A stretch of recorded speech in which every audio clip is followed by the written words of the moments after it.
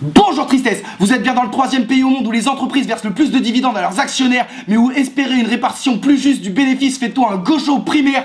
C'est penser le contraire qui fait de toi un sadomaso amer. Tu réclames des petites fessées sur ton cul violacé. Sauras-tu t'arrêter avant de ne plus pouvoir t'asseoir au WC? On est la 9e semaine de l'année et on nous demande d'aller nous déplacer pour les départementales alors qu'on sait même pas à quoi ça sert. C'est sûr que c'est pas avec les reportages de Jean-Pierre Pernaut de deux mères qu'on va comprendre ce qui se trame dans l'air.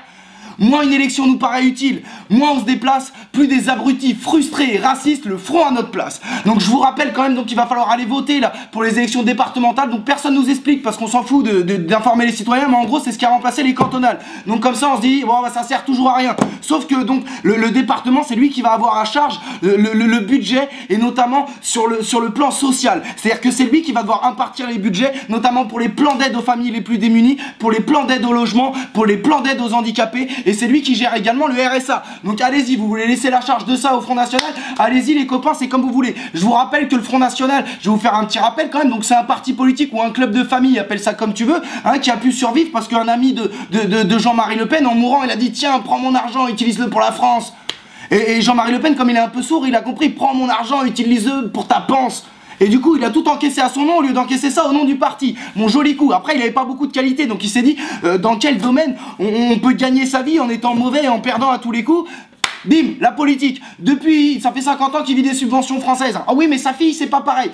Sa fille, je rappelle qu'il y a une enquête sur elle qui a été ouverte sur son micro-parti Jeanne, hein, pour escroquerie en bande organisée et blanchiment en bande organisée, hein, d'accord. On la soupçonne quand même d'avoir détourné éventuellement 6 millions d'euros pendant les élections législatives de 2012. Hein, et comme par hasard, ça correspond plus ou moins au moment où ses dents ont commencé à blanchir. Mais bon, je suis pas un complotiste, les mecs. Hein. Alors, et puis, de toute manière, c'est pas comme s'il faisait pas n'importe quoi, là, c'est le grand n'importe quoi, comme d'habitude. Le FN a 111 candidats de plus de 80 ans, bordel de merde. Hein, mais c'est quoi? Mais c'est plus une élection, c'est une tombola de retraite complémentaire, ce bordel. Franchement, est-ce que tu laisserais le budget du département à ton papy, là, hein, qui a une mémoire complètement cheatée et qui se fait escroquer une semaine sur deux par des vendeurs au porte-à-porte pas compétents? Ben non, tu lui laisserais pas ça, bordel de merde. Plus de 80 ans, il y en a 111 de plus de 80 ans, mais à cet âge-là, c'est plus des rides que t'as, c'est de l'hémorroïde faciale, tu vois, mon copain. Ouais, vu qu'ils ont des têtes de cul, et ça se tient à peu près quand même.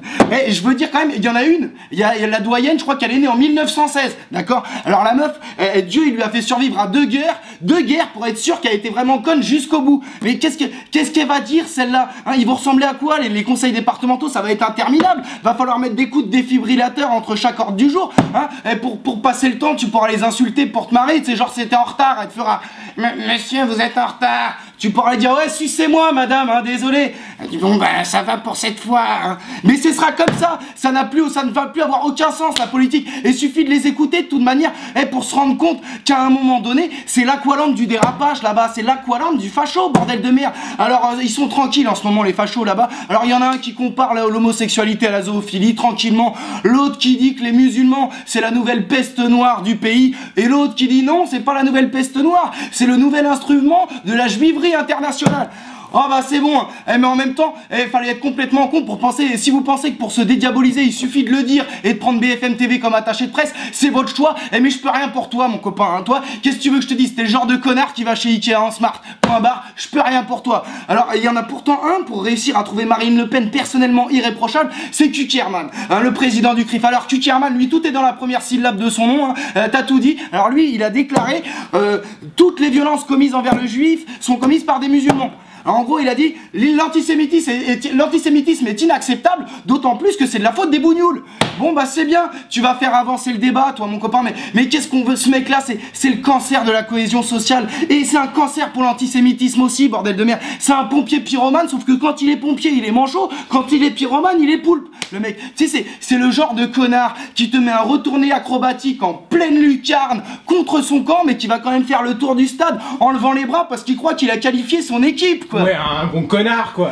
Je dirais pas ça parce qu'il est un peu procédurier. Mais disons les copains que le jour où il décide de remplacer ses cibles de fléchettes, hein, par des photos d'anus, c'est pas impossible qu'il reconnaisse certains traits de son visage en allant compter les points. Voilà, moi je m'en tirerais comme ça. De toute manière, tu parlais d'actes violents commis exclusivement par les musulmans. Je te rappelle qu'il y a des mecs de la LDJ qui sont partis lyncher des spectateurs qui venaient voir un spectacle de soutien à Gaza gratuitement, comme ça ils étaient 15 avec des chaînes de vélo et tout. C'était en 2009. hein, on a les coupables, on a des aveux, on a des témoins, le dossier d'enquête est terminé, 2009, ils sont toujours pas jugés. Qui peut m'expliquer ça? Pas moi en tout cas les copains, moi je ne saurais pas quoi dire. Mais de toute manière, et les associations les associations antiracistes, vous attendez quoi pour l'attaquer, la Kucherman, bordel de merde? Pourquoi vous attaquez pas les gens comme ça? Vous attendez que ce soit Saint-Pierre qui les juge? Ouais, voilà, vous avez pas complètement tort, Dieu reconnaîtra les chiens. Alors également, cette semaine, il y a eu un super reportage sur Cash Investigation. Des fois à la télé c'est faire des choses intéressantes, il faut le soulever, sur l'actionnariat en France, d'accord? Alors c'est assez affligeant, hein. On a pu se rendre compte par exemple que une entreprise comme Sanofi par exemple on pouvait avoir une politique de dividendes aussi absurde que suicidaire. Alors c'est à dire que ces bénéfices sur 5 ans ils ont été divisés par 2, et les dividendes eux ils ont été multipliés par 2. Oh voilà les copains, et pendant ce temps ça licencie massivement, hein. Mais pourquoi tu veux qu'il arrête de distribuer des dividendes, le PDG, puisque sans les dividendes il touche 2 millions d'euros, avec les dividendes il en touche 8 millions, et lui à 2 millions d'euros il est en dépression, le mec il est pas habitué, tu vois. Et putain, les mecs comme ça, qu'est-ce que vous voulez qu'on vous dise en termes d'irresponsabilité sociale? C'est juste la honte, bordel de merde, hein. De toute manière, une fois qu'on aura fini de vous baiser les financiers comme ça, il restera plus que nos couilles, hein, parce que vous méritez, et un jour on va vous attraper, hein. En 1981, le nombre de dividendes c'était la moitié de ce qu'investissaient les entreprises dans l'investissement, la recherche, tout ça. Et en 2015, les dividendes représentent 2,5 fois ce qui est l'argent qui est placé dans l'investissement. Donc voilà, pensez, si ça vous paraît normal, c'est une chose. Moi ça me paraît pas normal une seule seconde, hein. Alors que fait l'État du coup? L'État va réagir, va faire quelque chose. Et non, l'État il lui fait un cadeau, il lui fait le pacte de compétitivité, ça leur permet d'économiser encore des milliards d'euros en cotisations sociales. Et pendant ce temps, on va supprimer 22 000 postes d'ici à 2017 dans les hôpitaux français. Et les copains, à force de vouloir maintenir cette sacro-sainte croissance que de toute manière les entreprises baisent en s'auto-siphonnant, hein, en auto-siphonnant leurs bénéfices, on est en train de faire le deuil de notre idéal national, hein. C'est-à-dire qu'on est en train de s'asseoir sur les choses les plus importantes, l'éducation, la santé, la culture, la gastronomie aussi avec les OGM. On est en train de se foutre dedans, notre vie bientôt ce sera de la merde. Alors de toute manière ces gens-là, tu vois, ce PDG de Sanofi, ce PDG de Samsonite, tous ces gens-là, hein, de toute manière, le jour où ils croiseront Saint-Pierre, ces gens-là, je peux te dire qu'il va les envoyer directement, hein, dans le cul du diable, suppôt de Satan qu'ils sont, hein. Et c'est pas fini, on a vu aussi l'impact que ça peut avoir en termes de stress, le fait qu'il y a des entreprises qui se retrouvent presque virtuellement en déficit à cause du versement des dividendes, et du coup ils sont sous pression, complètement compressés les mecs. Chez les pages jaunes c'était n'importe quoi, t'avais un formateur dans la salle de télévente, il était comme ça, il disait ah putain, ici je veux que ce soit Wall Street, je veux que vous me fassiez du théâtre les mecs, et toi t'as pas mais t'es un baltringue, mon gars, t'es un baltringue, je comprends pourquoi l'armée t'a viré. Il y a personne dans la salle pour se lever et dire mais tu parles à qui comme ça, ta mère, là on va te monter en l'air. T'es fou ou quoi toi? Tu gagnes 1500 €, détends-toi là. Et il est complètement barjot ce genre-là. Les mecs, vous vendez des encarts publicitaires dans un beau temps que plus personne ne lit depuis le passage à l'euro, hein. Détendez-vous, hein. On vous a pas demandé de sauver le monde. Et le pire, c'est qu'on peut même pas vous en vouloir à vous, les salariés qui disent rien, parce que vous essayez juste de survivre. C'est dégueulasse. Celui-là, foutez-le moi sur les réseaux sociaux, celui-là qui parle comme ça à ses employés, hein. Il y a un salarié sur 5 chez les pages jaunes qui est sous antidépresseur, c'est normal, c'est très bien. Alors également, il y a une polémique en ce moment, on veut retirer les voiles à l'université, parce que si tu veux, ça se passe trop bien, il n'y a pas assez de problèmes, ça nous énerve. Quand les musulmans ils causent pas de problème, ça nous énerve, donc on dit, ça se passe trop bien, on va vous l'enlever. Alors expliquez-moi. Alors pour vous, ces femmes-là subissent le joug patriarcal, et du coup, vous leur retirez l'outil le plus indispensable pour la liberté et l'émancipation de la femme, à savoir l'éducation, qui permet en général de pouvoir prétendre à l'indépendance financière, qui est quand même assez essentielle dans le fait de vouloir vivre libre en tant que femme en France. Mais bon, il y a quoi? Il y a eu un problème, moi j'ai jamais entendu parler de problème. Les seuls problèmes dont on a entendu parler avec le voile, c'est des profs qui mélangent leur salle de cours avec une arène politique. Point barre. Sinon, il n'y avait aucun problème. Mais c'est bien, continuez comme ça. Alors également, il y a l'Europe qui a condamné la France parce qu'on refuse de rendre délictuelle la fessée et les châtiments corporels des parents sur les enfants. Bon, moi je suis un peu découpé, j'ai pas trop d'avis parce que oui, en soi je suis pas pour les châtiments corporels. Après moi je pense que j'aurais fait beaucoup plus de conneries si j'avais été sûr que la baffe elle arrivait pas. J'en ai pas reçu tant que ça, mais je savais qu'elle viendrait dans ma gueule et je pense que ça m'a aidé. Mais surtout l'Europe, t'es beaucoup trop ambitieuse pour la France, hein. Je te rappelle que ces 2 dernières semaines, il y a 2 mecs qui ont violé leur enfant de moins de 15 ans, ils ont pris que du sursis, hein. Alors faut peut-être commencer par ça, non, plutôt que la sodomie avant les fessées. Voilà, moi c'est mon point de vue, hein. Parce que quand je vois les l'état de la justice française actuellement et la manière dont elle traite les agressions sexuelles. Mais ça me déprime comme de voir Nadine Morano tenir fièrement un test de grossesse positif. Putain, j'ai envie de mettre une balayette là-dedans, et que ce soit terminé.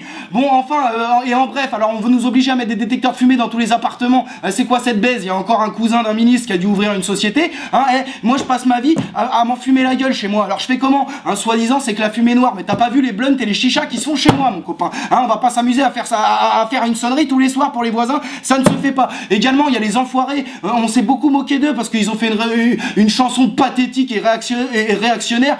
Bon, moi, je rajouterai pas, je tordrai pas le couteau dans la plaie. Il y a tellement de gens qui font que du mal que j'en veux pas à ceux qui font mal de bonnes choses. Voilà, c'est mon point de vue personnel. Mais quand même, ça me pique un peu le cœur de te voir là, MC Solar. Je tenais à te le dire.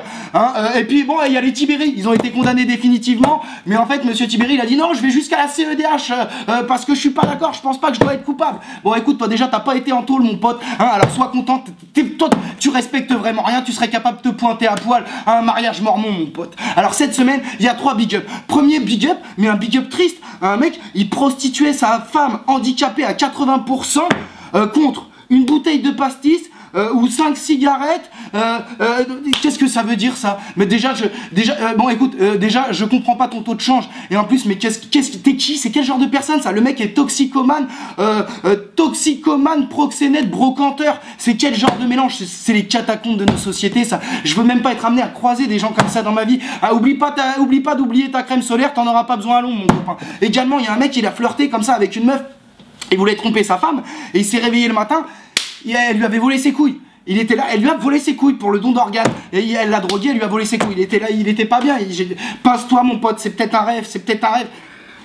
C'est pas un rêve, qu'est-ce que je te plains mon pote. Enfin, il y a une femme, alors elle a été auditionnée par la police parce qu'elle avait lardé son chien de coups de couteau. Et pour se défendre, elle a dit oui mais je pensais que c'était mon mari. Mais alors là, son avocat, il savait pas quoi faire. Son avocat, il a pris le code de procédure pénale et il lui a foutu dans la gueule. Mais ferme ta gueule, sale cruche. J'essaie de te défendre, bordel de merde. Enfin, pour conclure les copains, en ce moment à Sivins, on est en train de trouver un compromis de crapule sur cette affaire de barrage là, et on est en train de faire passer les zadistes pour des délinquants notoires et violents. Et je rappellerai simplement que ces gens-là, pour l'immense majorité d'entre eux, c'est des gens pacifistes qui s'occupent à notre place de défendre notre terre, d'accord? Parce qu'on n'est pas assez courageux, trop fainéants ou simplement trop occupés à survivre pour le faire. Alors merci pour ce que vous faites. Et il y a une citation qui m'a fait penser à vous les zadistes. L'innocence a rarement besoin de se défendre. Le temps la justifie toujours. Le temps vous donnera raison les copains. Mais merci d'avance et bonne semaine de merde à vous.